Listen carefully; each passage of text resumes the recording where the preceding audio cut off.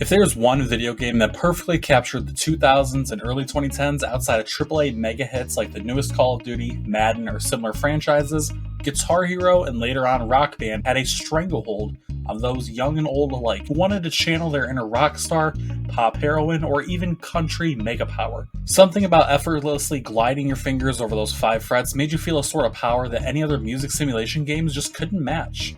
And when later iterations were added in, such as drums and vocals, it became the definition of a party game. Unfortunately, over time, the popularity of Guitar Hero ceased, and by the time Guitar Hero Live came out in 2015, the series was in a coffin and ready to be laid to rest.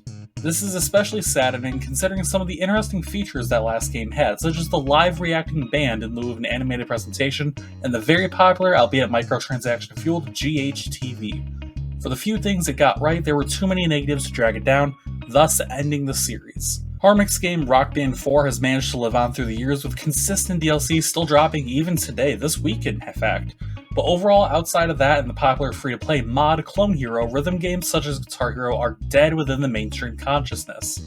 The old days of watching Judy Nails and Johnny Napalm rip up a stage alongside your Xbox 360 avatar have faded, but the fanbase's desire hasn't. The last time we heard anything about an official Guitar Hero game outside of Live was way back in 2011, when the at the time plainly titled Guitar Hero 7 was cancelled. It had an interesting concept too, with a more realistic guitar playing along with the 6th fret. A lot of the issues surrounding that cancellation range from a lack of budget for a proper set list, lack of player-based retention, and a business model that wouldn't have worked for the game. Regardless, as it stands, Guitar Hero is currently dead. But what if it wasn't? In this video, I'm going to be putting together a fantasy game idea, Guitar Hero Reignited, and I'll be detailing everything from the guitar the game will be packed with, what characters you can play as, features, customization, and of course the track list. This is going to be a highly in-depth video, and I've spent over half a year brainstorming this, so I'm excited to see what you all think. I do also want to give a shout out to the YouTuber Thorgy's Arcade, who essentially inspired me to make videos like this, with his videos sort of talking about and envisioning what a fantasy fighting game would be. He's done a lot of cool videos, such as One Piece Fighters, the new Mortal Kombat game I believe he's done, and he's really inspired me in a way to just sort of go about video game concepts with more than just the initial like, oh, this would be cool if this was in a video game. He actually really gave me a lot of inspiration, so big ups to him. Go check him out if you have the time. Without further ado, let's get into Guitar Hero Reignited. When it comes down to the physical game, let's talk about the most obvious answer and for the most obvious question. What is the physical guitar apparatus going to be? And we all knew from the start that it has to be a Gibson SG, as per the usual. We'll keep it simple with a plain black or white design, depending on where you want to pre-order it. And since this game was a big hit during the era of different places having different things when you pre-ordered it through them, let's do that here. Nothing too crazy, purely IRL stuff, and nothing in-game to create a situation like Batman Arkham Knight. God fucking damn Batman Arkham Knight. Let's say you get it through GameStop. You get a classic sticker pack like back in the day. Go through Best Buy, you can get an exclusive steelbook. Or hell, go to Walmart and you can get an alternate cover. Speaking of the cover itself, I'll provide a mock-up here on the screen somewhere in the video, but I think it'd be cool to mimic the Guitar Hero 3 cover in a way, except now using updated Johnny Napalm and Judy Nails models, and having Herman Lee of Dragon Force replace the Slash. We'll get more into how he's important to the game later on. The standard game by itself would cost $60 or $70 as newer games seem to be costing, because let's say this is a perfect world where Rock Band 4 controllers will work the same way with this game, so you'd be able to buy the game by itself. Of course, a lot of people are going to want the most compatible and newest guitar controllers, so there will be an edition with the guitar previously talked about for $80. I'd also like to see the possibility of a special edition guitar, sort of like a deluxe super penis enlargement pills edition or something, I don't fucking know, where it's like $100, where it'd be modeled after Herman Lee's signature Ibanez E-Gen 18 signature Dragon's Blood from 2018, just to sort of give you an idea of what it would look like. Now, obviously the Dragon's Blood is sort of the reddish-orangish color, but I'd like to update it to a color to match the game's coloration here. I'd love to see a blue or purple version, and again, you'll be able to see here in the actual video, after I've edited it together, because right now I'm just recording the voice, what I eventually go with. And of course, the guitar is going to have your standard green, red, yellow, blue, and orange buttons. We're going to have a whammy bar, we're going to have everything you need to know, and of course that all too satisfying ability to lift that guitar up and activate star power. Now let's move on to the characters. Often not thought about, but as important as any other part of the game, is the characters you can play as. Some of these are classic editions, while some of them are deeper cuts comparatively. And don't worry, there are of course some unlockables included in the game, and there's even a real-life person. Again, we'll get into that later. I'm gonna be a little vague here, just bear with me. This video should have chapters if you want to skip through. You'll get it. So the characters you're going to be able to use right off the bat are some classics such as Johnny Napalm, Judy Nails, Axel Steel, Pandora, Echo Tesla, Lars Umlaut, Xavier Stone, Eddie Knox, Clive Winston, Midori, and then two sort of really deep cuts there from the later games in the series, Marcus Fret Shredder and Shirley Crowley. I got those initial 10 characters and I was thinking, wow, this is a pretty good set here. I think I covered all the main bases here, the most popular characters, but I want to include, again, some more and include some sort of different takes. Now, if you go to the Rock Shop, you can unlock 4 additional characters. You can unlock Lou, good old Lou from Guitar Hero 3. We'll get into him again a little bit later on. You can also unlock Death the Shredder, which is put in-game, like lore-wise, as the son of the Grim Reaper. Sort of imagine him as a slightly less edgy version of Death the Kid from Soul Eater, and stick a guitar in his hands. There you go, there's Death the Shredder. A callback that also sort of modernizes it, and isn't just taking the Grim Reaper from the old Guitar Hero games and putting him in here. You can also unlock the Demigod of Rock, helmet and helmetless version. Who's underneath the helmet? Stay tuned. And finally, an original character, Angie Venom. Just imagine like a super like punk rock looking girl. Your typical like rough, hard as nails, like rah, I'm gonna beat your fucking dick in sort of looking person. I'll try and like create a sort of character representation like WWE 2K or something, so like give you something of an idea here on screen. I don't know, we'll figure something out. I'm just recording the lines right now. Now before we get into the actual songs, I'm going to talk about the story, and the story is going to go on for a little bit here, so this is especially a part of the video where you can just sort of sit back and just listen. There will be some visual aid, but not as much as the rest of the video, so feel free to just kind of sit back, listen to this, put it on in the background. So, for the story, when it came to figuring out whether or not the game should get a story, I knew it'd be one of the harder things to figure out.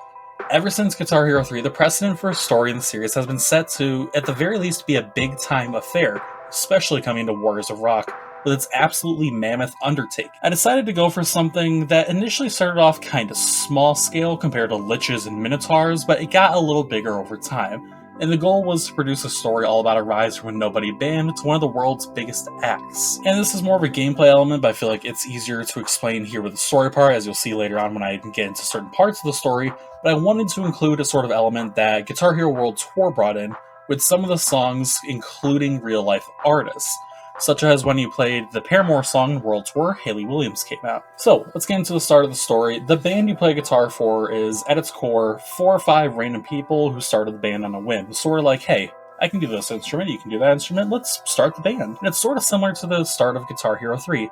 Except you guys aren't immediately cracking cymbals, cracking jokes, and having a good time. The group doesn't hate each other, but they're not exactly hype on each other. But you're the outlier. You're a little more invested and you're trying to make something out of this. You can either choose a custom character or one from the main roster, and you try to get the band pumped up and ready for the future. Starting at a coffee shop open mic at the first venue in the game. You and the rest of the band hear about a little event, the open mic, and you decide to dedicate a week to playing there, trying to find the right sound that resonates with people. What sort of music do you want to play?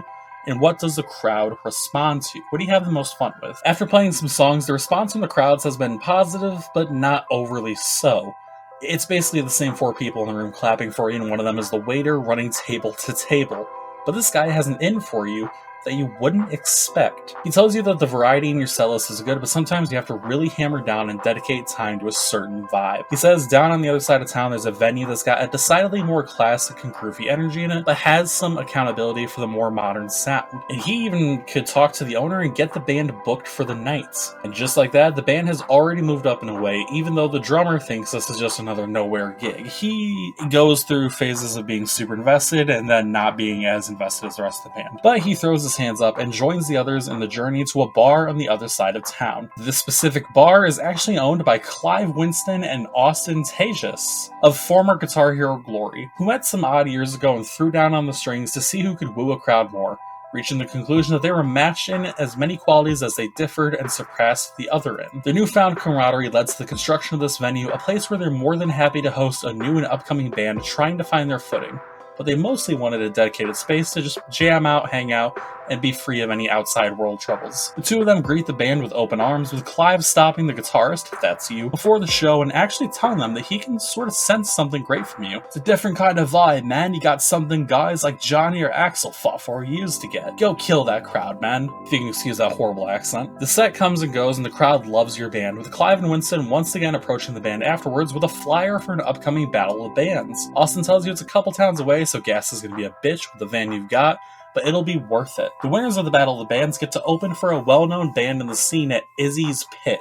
Your singer catches on and says, "Whoa, Izzy as in Izzy Sparks? We could play at his venue, that's insane. It's better than this place." Clive notes the comparison but laughs it off and pats all of you on the shoulders, leaning into your ear specifically and whispering, "Go get him, kid. If you could wow the big guy here and me, Izzy will be head over heels for you." Side note, I didn't want to initially note it because I wanted it to be a bit of a surprise, but after you complete these adjoining venues, you can unlock Austin Tejas as well as Izzy Sparks. Austin also suggests getting back into some sort of variety with a riddled set list made up of a few different sounds, especially some stuff from a modern catalog to try and keep people's attention.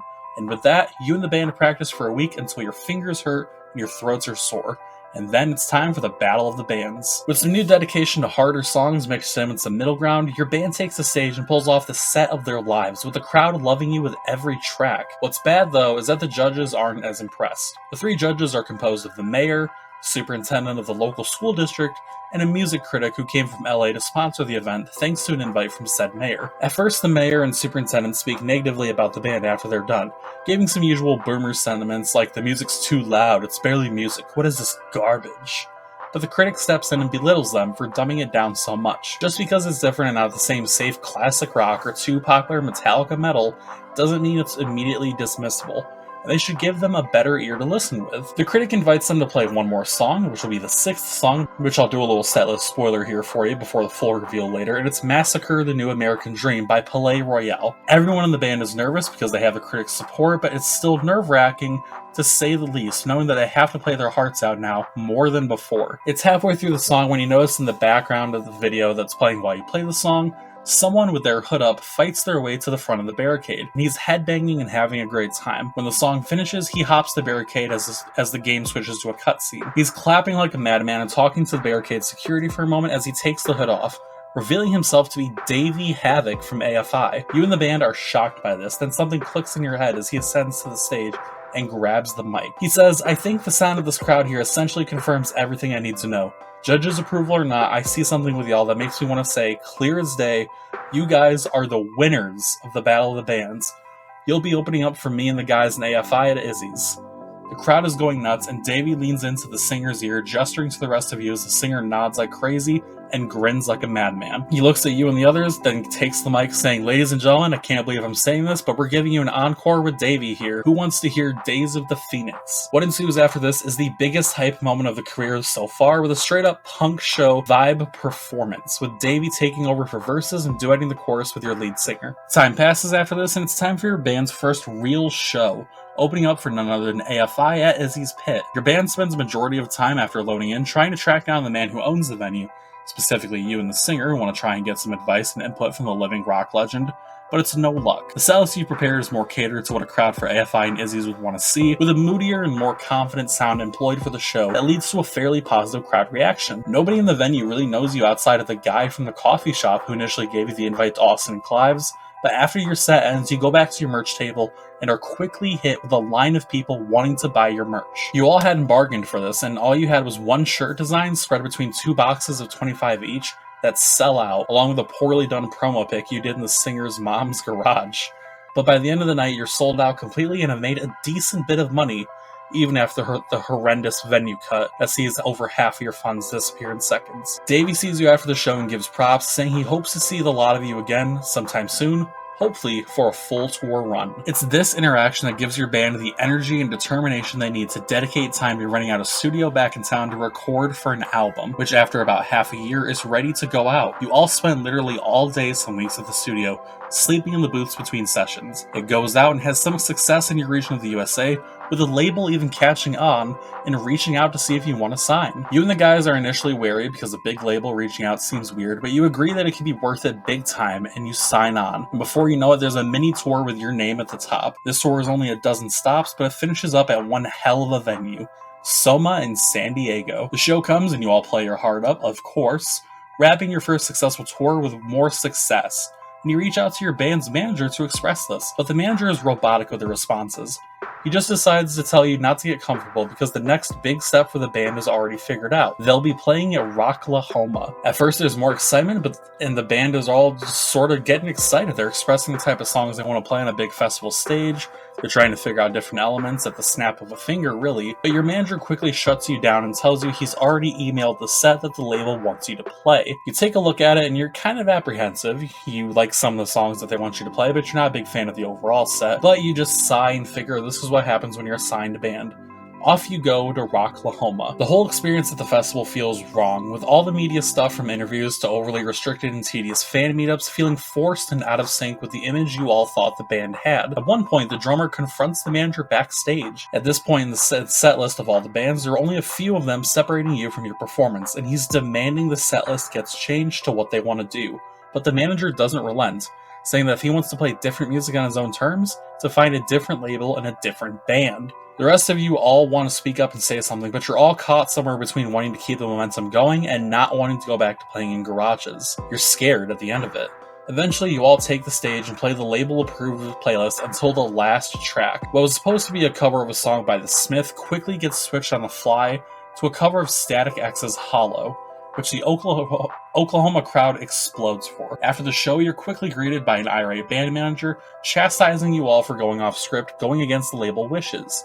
The singer speaks up and essentially tells him to screw off in a quick moment of brave, but the manager just laughs and dismisses it. Look, you all want to play your silly, heavy music, do it and have fun. You're lucky I approve that angst shit. Just know that you're not going to like the results. After this performance, bad things start to happen. The label stops their incessant promotion of your band's music, being reduced to passing references in outside magazines and limited online streaming promotion as well, leading to a little under half a year of silence and lack of any real creative output for the band, as the label keeps putting on the back burner or telling you to be patient. It gets so bad that eventually the drummer quits, saying he's had enough of this back and forth and wants to go back to just enjoying music again.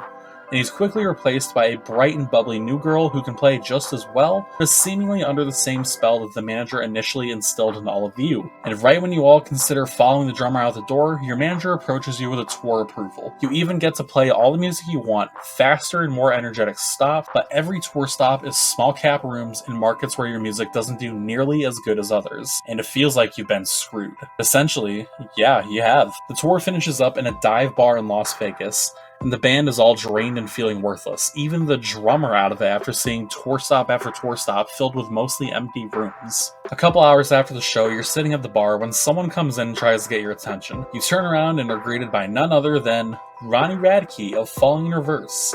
Side note, yes, I know he's a certified douche according to half the internet, but with his music and FIR being some of the consistently biggest in recent years, it'd be a no-brainer to include his music and image in this game. Yeah, fight me about it, I guess. He asks why a band like yours is playing in tiny-ass venues, and you spill the beans about your label, your manager, and all the details. And what he suggests is that you all just say, fucking go unsigned. Quit your label. I've been doing it for years, and I've never felt better. My songs are coming out better than ever, and more importantly, I have all the control I could ever want. It's gonna suck financially at first, but once you get it going and keep at it, it's all algorithms and formulaic at that point. You can do it, it's easy. He even offers to have the band open up for him at a show over in California at a world-famous venue, none other than the Whiskey A Go-Go. You call the label and quit the day of the show, and they're beyond furious about it, saying you'll never get anywhere, the band is dead. They're threatening you and saying you're all dead, but you hang up, high-five each other, and go for it. Even the initially apprehensive drummer now all in for the rebel feeling, and you go to play the show. At the end, you decide to cover Falling in Reverse's big hit, Popular Monster, and a half-pissed off, half-impressed Ronnie Radke hits the stage and joins you for a performance that leaves the entire building shaking. This is the thing your band needed, as news about the label split in the Whiskey show goes viral, with live clips and blog posts giving you all the internet momentum you need to get more attention on the band than ever before. So much more, in fact, that the big-time festival Knotfest Japan reaches out and offers a spot in the upcoming lineup. Of course, you take it looking to perform your first big show as an unsigned band in shining colors. After all this takes place, you don't really hear anything from the label after this. The only time you and others ever really think about it is when you hear another band got signed by them and is going to be performing at Knotfest Japan as well. with the band actually consisting of 3 robots and an Elvis impersonator. This impersonator is none other than original one-off Guitar Hero roster member, Elvis ripoff, Elroy Budfus. Overweight and out of it, sort of like a modern-day classic rock legend that I can name that may or may not be the lead singer of Motley Crue. And the 3 robots in question being none other than the former Guitar Hero characters Metalhead, Rockybot, and Fembot. This is just sort of me trying to pay tribute to like the older Guitar Hero games and pull out some more stops and more of the classic characters. Band and you laugh this off, looking at them as a failed project at best and more so something to laugh at, but the seemingly incompetent Elroy pulls off an insane performance of classic rock and new wave sounding songs, crooning along as the robots behind him play each note effortlessly. You'd think the crowd would hate this manufactured bullshit standard comedy routine, but they love it. So much so that when Elroy says to stop by their tent after their performances for free meet and greets, half the crowd leaves right before your set starts. You're already stunned that a set composed of songs that shouldn't woo a Knotfest Japan crowd did so, but you're more stunned when your former manager approaches you between sets. You're the first one to get in his face, asking what the hell that was, and he just smiles at you, spouting off something that sounds like pure nonsense. That's the power of rock, courtesy of the devil himself. You shake your head at him, not believing it, just laughing it off as a weird comment, but the camera in the cutscene pans up to his face, stopping for a moment at his name tag. Keep in mind, at this point, up until this point I should say, we haven't seen the manager's face. Then we see the name tag, and you notice it says Lou. You say one last sentence to him, just what the hell is your problem, Lou? And to this, he just starts laughing, deeply and almost scarily as he lifts his hands up, the nails on them growing to disgusting lengths as his skin starts to turn crimson. After a few moments of comic book-like transformation, he fully takes on an adapted form of his Guitar Hero 3 persona, the devil himself in the flesh. Come on now, kid, you really thought you and your band of random country hicks could make it big in rock? I wanted to breed you all into my new horsemen, into real gods, but you wanted to do things your own way. I could have taken over the world easily, with you all as my conduits, but since you had to quit, I had to resort to some old tricks and old vessels. You're shaken, terrified, not sure what to do when you hear a voice from behind. I knew something was up with you, you liar. It's your old drummer, eyes full of rage as he gets in between you and him. I knew something was screwed up when we got a label offer out of nowhere. Everything seemed too lucky, too unreal, and I was right. Now you want to try and take the world over with some Elvis ripoff and robots? Nah, not on our watch. We're not bending over and taking this. We know what you're like, and we know how to take you down. We challenge you. Of course, you and the band are like, what the fuck? The devil is silent for a moment, gritting his teeth as he speaks next. You know I can't refuse a challenge. Fine, what is it? The drummer steps back, lining up with the rest of the band and you, and says, you can obviously make crazy things happen, and you want a big stage, so you can take over the world. So how's this? Use that fancy devil magic crap and get us booked for Reading and Leeds, one of the biggest festivals in the world. Let's duke it out with your Fakers band for title of Kings of Rock, and let the world decide for real who's better. And if we win, you crawl back to hell. No tricks, just that big guy and his nuts and bolts crew against these guys' real talents. The devil thinks on this for a moment, then raises a single hand, grinning wildly. I don't need my tricks. Elroy isn't already imbued with power from hellfire, and the bots are no wimps. I accept, but if I win, I get your souls and you become my conduits for taking over the world. Before you or anyone can accept, he snaps his fingers and disappears, accepting on your behalf, essentially. You all stand there dazed and confused before being told it's time to go play your set. So you go out there, play a hellacious set of songs, and finish up with enough time left in the day to set your game plan.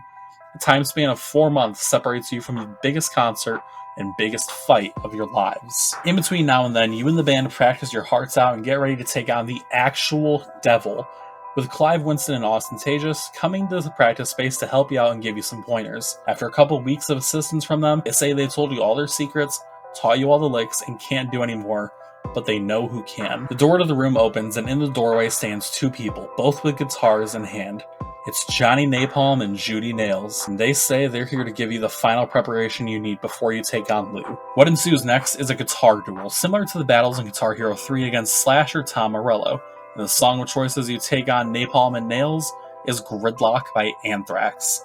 It's a hellacious song, on par with the first time you experienced Raining Blood by Slayer in Guitar Hero 3. But don't worry, it's not necessarily meant to be won or conquered, but to keep pace and show promise in. As long as you pass the song, you pass the section, winning or beating them or not. If you come out on the other side still breathing and playing, it earns you the respect of both of them. They lament that realistically nothing could prepare you for the band that is imbued with actual demonic power. A group of devil-aligned rockers, such as Elroy and the Robots, were just a completely different beast. With this, it's back to endless work until Writing in Leads approaches and it's neck and neck in terms of quality when the set actually takes place. For every innovative move that the Robots pull off behind their instruments, your band comes up with some unique interaction or stunt on stage, such as throwing guitars and switching solos, to switching instruments completely as the new drummer goes on for vocals, and the old drummer comes back for a song. At the end of the set, you have one song separating you from a dismal future under the devil's control.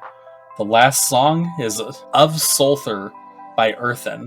It's a deathcore masterpiece on display as you use sounds conjured in hell itself to spite the devil, and produce a crowd reaction more stunned and loud than his subjects could ever hope to accomplish. Upon the crowd confirming your superiority over your foes, Lou rushes the stage with the Robots in tow, commanding them to strike you and the band down, going back on his deal. But they're stopped as a lightning bolt from inside the crowd shoots up into the sky, changing trajectory until it lands between your band and the Robots. And the demigod of rock stands there on stage, face hidden by a gigantic helmet.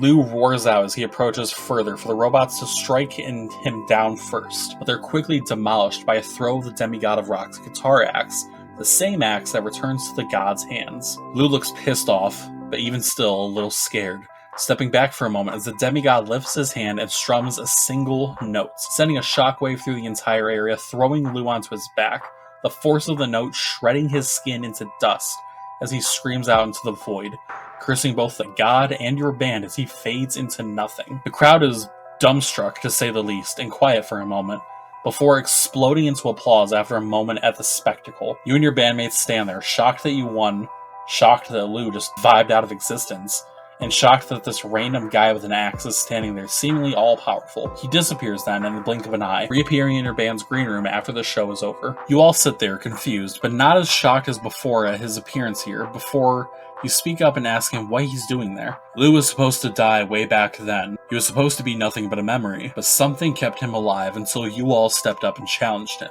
And more than that, you beat him. I can only remember one other time he was beaten in such a way, and that was nearly 2 decades ago. You're a special group. I applaud you, and I'd like to invite you to my domain to perform in front of the ancients, angels, and the long departed. Will you accept my invitation? The camera switches between everyone's face, everyone nodding or saying yes, until both of the drummers let out a phrase in unison. Oh hell yes.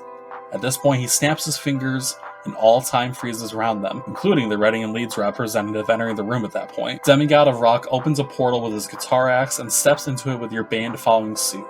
What awaits is a stage made of white and gold with a lot of epic scenery surrounding it, including chariots, mythical beasts, and of course, a crowd ready to watch a display of rock. Without missing a beat, your band walks up and finds all the instruments they need, custom-made, pre-tuned, and even including a second drum set, so both of your drummers can get in on this, and you get to work playing your set. After the last song concludes, the Demigod of Rock approaches the stage from the side and takes off his helmet, revealing himself as none other than Herman Lee of Dragon Force, a real-life Demigod of Rock, and he challenges you, specifically, to a battle of the ages, which you of course accept. The final song takes place in a very similar way to the ending of Guitar Hero 3. You and Herman Lee shredding atop a pillar of light, the song being Valley of Death by Dragon Force.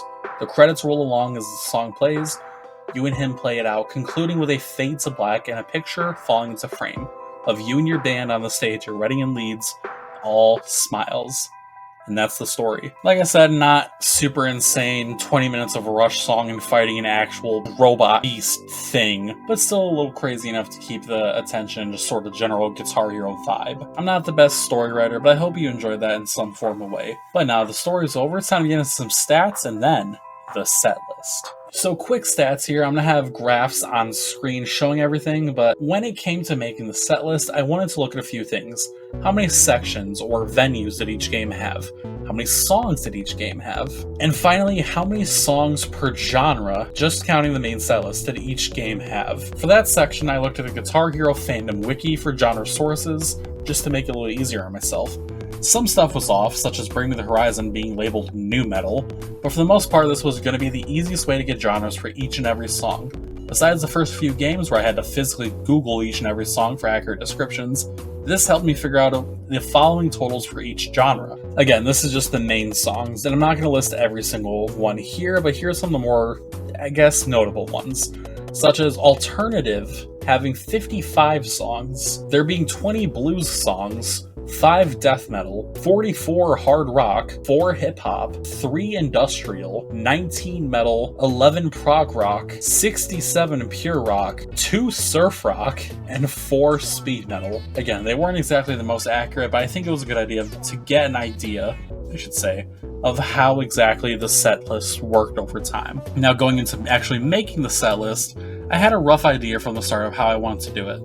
I wanted the set list to look like this: 8 alternative songs, 6 rock songs from the 90s to 2015, 5 classic rock songs from the 50s to the 80s, 5 modern rock songs from 2015 until now, 4 pop punk, 4 southern rock, 4 metal, 3 blues, 3 indie rock, 3 grunge. I'm just going to say the rest of the 3 ones here. 3 each of metalcore, new wave, pop rock, and prog and punk, and then finally 1 each of industrial, deathcore, instrumental, and international. I kind of followed that, but it did eventually fail. Now, this is where you're going to want to really look at the screen, because I'm not going to read every single one of these songs, otherwise that'd just be very boring, but I'm going to name off a couple as the graphic on the screen shows it. So let's talk about the venues, each one, and list a couple of the songs. Venue number 1, the coffee shop, has you playing songs such as Bad Habits by Ed Sheeran and Hover Like a Goddess by Willow. Next up, you go over to Clive and Austin's, where you can play some songs such as Separate Ways by Journey or Far Behind by Candlebox. Over at the Battle of the Bands, you get a little edgier with some Deftones and Error, The Wonder Years and Low Tide, and of course, that AFI song with Davey Havok. Who doesn't love the Days of the Phoenix? Heading over to Izzy's Pit, we get a little bit more vibey. I have to use the word vibe a lot in this video, but when you're playing songs by Drab Majesty, such as Kissing the Ground or New York Dolls is Trash, it's a word worth using. Picking up the pace here, we got Razorblade Kiss by him, along with Bot Lobby by Waster. And of course the other songs. I will say by the time I hit the 6th venue, Rocklahoma, I was starting to struggle a little bit, but I did manage to figure out some songs that would work, such as Wallflower by Ginger, Circle With Me by Spirit Box, and perhaps one of the more popular songs from one of the more popular bands in the scene right now, Like a Villain by Bad Omens. The Whiskey A Go-Go really had me in my emo feels, so I had to get some songs like Thank You for the Venom by My Chemical Romance, The Pros and Cons of Breathing by Fall Out Boy, and of course that Ronnie Radke added Popular Monster by Falling in Reverse, along with the others. Arguably one of my more favorite set lists here, Black Veil Brides' Devil, Bring the Horizon's Parasite Eve, and Joe Satriani's The Elephants on Mars make up the Knotfest Japan set list, along with a few others. After that, you go over to Reading and Leeds for a hell of a set list, but it's a little different. You got Dance Devil Dance by Avatar, and the theme song for Chainsaw Man, Kick Back. I really wanted to include a real weird one there, just for the fuck of it. Finally, at the Demigod of Rock's Domain, we had to bring in the big guns, such as Teeth of the Hydra by Steve Vai, Marigold by Periphery, Lux Eterna by Metallica, and of course, the Dragon Force finale, Valley of the Damned, featuring Herman Lee. And that's the main set list, including the guitar duel. That's 64 songs on disc right from the get-go. But we don't stop at the base set list here, just like in the actual game. There's plenty of songs to get in other ways, such as unlockable songs. For the unlockable songs, I wanted to include some classics from old Guitar Hero games, as well as some songs that really pop out and surprise you. We have Knights of Sidonia and Ace of Spades type stuff. But then we have some recent additions that could really shake up the set list, such as Absinthe by I Don't Know How, Lost by Linkin Park, Akudama by Alpha Wolf, and Vor by Sleep Token. There's a bunch more, like I said, is going to be on the screen here, but come on, just imagine going on to a Guitar Hero game and seeing the likes of the 1975 next to Iron Maiden. It's crazy. Basically, you'll be able to unlock all these songs by either completing the set list or completing the set list with 5 stars. But what if you just want to use in-game money to buy yourself some songs? You can do that over in the Rock Shop and get some songs such as David Bowie's Heroes and Life on Mars, Diamond Head's Am I Evil, or some more modern hits, such as Baby Metal's Metal Kingdom, Emma Rosa's Given Up, or the first artist I thought of when I was trying to think of people to put on this game, Nita Strauss and her song Our Most Desperate Hour. Like I said, these will all be on the screen right here. That's another 40 songs possible to earn, unlock, and purchase with in-game currency, totaling for 104 songs on the game total, which I think is a great total number to entice people to want to play it. Considering before you factor in the purchasables and unlockables, it's almost right on par with Guitar Hero 3, arguably the most popular, and for those wanting more and more options, it eclipses even the mammoth setlist of Warriors of Rock. But the fun thing about modern games is that gamers are insatiable, always wanting more and more content. So how do we provide more songs after launch? 2 ways. Patches and DLC. Stay with me on the DLC, I promise it's going to be worth it. It's again a thing I modeled after Thorkey's Arcade, where he does 2 waves of DLC for his fighting games. Trust me, it'll be worth it. Let's talk about the patches first. For 3 months, you're going to have the base game, but after 3 months of the game being out, you would get a 3-month patch featuring a bunch of old classic songs. This would be absolutely free, of course, and it's meant to convince the classic fans who may not have initially hopped on for the release to maybe be enticed enough to come in for this. Granted, it's not insanely difficult to locate old copies of Guitar Heroes 1, 2, and 3 and at least play with a controller, but this would help keep all the hits in with the newest game, offering a more than complete package. Once again, the screen here is going to show all the songs included in this 3-month patch, but come on, I gotta mention some of these. Last Child by Aerosmith, Beast in the Harlot by Avenged Sevenfold, More Than a Feeling by Boston. Hell, I even went for a deep cut and just decided to grab Monkey Steals the Who wouldn't love that? Hope you had enough time to read that, because let's go into another patch. This one's going to come 1 year after the game has been out. Why not go big and offer another free patch with 13 more songs, absolutely free to people who own the game, to not only keep the player base up, but provide incentive to people still playing the game to keep playing the game. Some more classic songs here. We got Bark at the Moon, Infected by Bad Religion, Institutionalized by Suicidal Tendencies, gotta have that Pepsi, I almost said pizza, and some bangers such as Rock You Like a Hurricane. Now, this brings up the already insane on discount of songs from 104 at launch to now 144, completely packed in with the game 1 year later. It's kind of ballsy to consider a patch coming in after 1 year after game launch in a fantasy video, especially considering that a reboot for Guitar Hero in the modern age is a risk to say the least, but I think it could go well. Now onto something that you guys might not like at first, but for the love of God, stay with me. The DLC. DLC is one of those things that's just sort of stuck with every modern game, for better and for worse. It's also a part of the YouTuber who I was inspired by, Thorkey's Arcade, his overall game plan in his videos. In Guitar Hero's case, when Live came out, it was kind of a lose-lose-win-lose situation with GHTV, a fantastic concept driven by greed, but I think just plain old songs and additional cosmetics, small things to put on the online store for affordable prices, offering legitimate content for the money spent, would be great for a modern Guitar Hero game. Obviously, the first thing that comes to mind is music. That's a given. But we aren't just restricted to adding in songs and leaving it at that. Rock Band 4 has especially shown that nothing is off the table, with post-launch DLC with Rivals and an Archer skin. So let's give the fans some obvious picks and some unexpected treats. All these DLC packs are going to be priced at $8 for 5 songs and a new character. I know it's a bit ballsy to put 5 songs at $8, but the fact that these are available only in packs just makes this a little easier for me. In terms of presenting the video, I feel like dropping the price down a couple dollars makes it more reasonable. So let's get into Season 1 songs. 1 month after release, you get a guitar pack that comes with Dead Kennedys, Black Sabbath, Papa Roach, Slipknot, and Twisted Sister, called the Throwback Mixtape. Comes with all 5 of these songs showed on the screen, as well as a Mick Thompson playable character and guitar.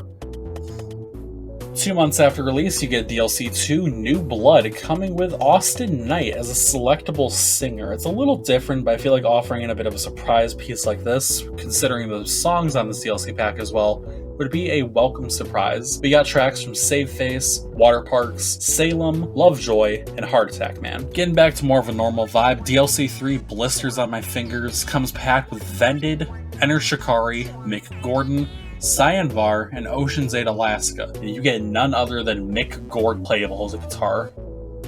DLC 4 is meant to be a more toned down DLC that features one of the most iconic pop punk frontmen in the industry, Tom DeLonge, along with songs by the Mountain Goats, Bad Flower, Shrove, Mod's Son, and Tom DeLonge himself. DLC 5 here for Season 1, and arguably my favorite DLC pack, is Soundtrack Energy, featuring songs from Brand New, Pierce the Veil, Happy Hour, Dance with the Dead, and Devin Townsend, coming with none other than Ziltoid the Omniscient as a playable character. Just imagine having that funky little dude in there. It's fucking nuts. Now, Season 2 is more what I just really wanted to do, my personal, wish list DLC songs. This is very self-indulgent, so just bear with me here. DLC 1 is Punk Lives with MGK as a playable character, and having songs from Poppy, Hot Milk, Billy Talent, Kaylee Morgue, and Machine Gun Kelly.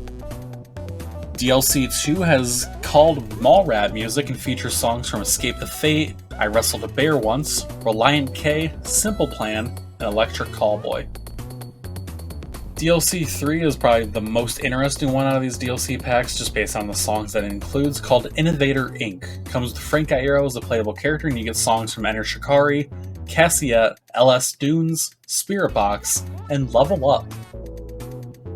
DLC 4, I figured I should appeal to the other side of the coin, the other type of crowd playing this game, with Old Dogs, New Tricks. Comes with songs from Deep Purple, Venom, Merciful Fate, Sodom, and Queensryche, and features Richie Blackmore as a playable guitarist.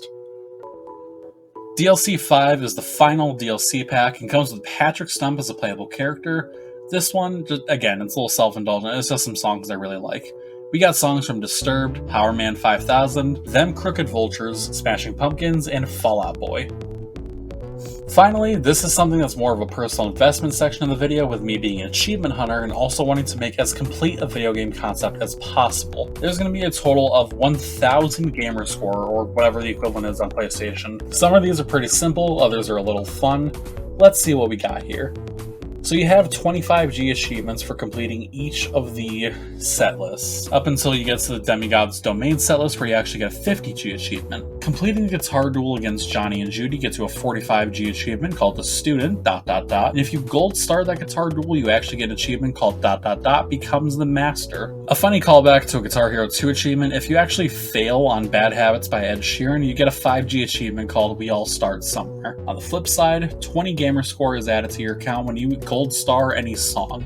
The first of many. These are all going to be shown on the screen here, but let's talk about a few other ones that are my favorites. There's a few songs where you can get 5 stars on different songs such as Lux Eterna, Separate Ways, and Dance Devil Dance as specific characters, getting you about 10G each. There's also an achievement that's meant to be the sort of what the fuck do you want me to do achievement, called What Are You, a Wizard? Getting 5 stars on any difficulty on Teeth of the Hydra while using lefty mode. Basically, just break your fingers, that's all you gotta do, don't worry about it. Finally, the last ones I want to talk about are Star of the Show for 75G, which means you got 5 stars on every campaign song, and Guitar God for 100G, getting 5 stars on every on-disc song.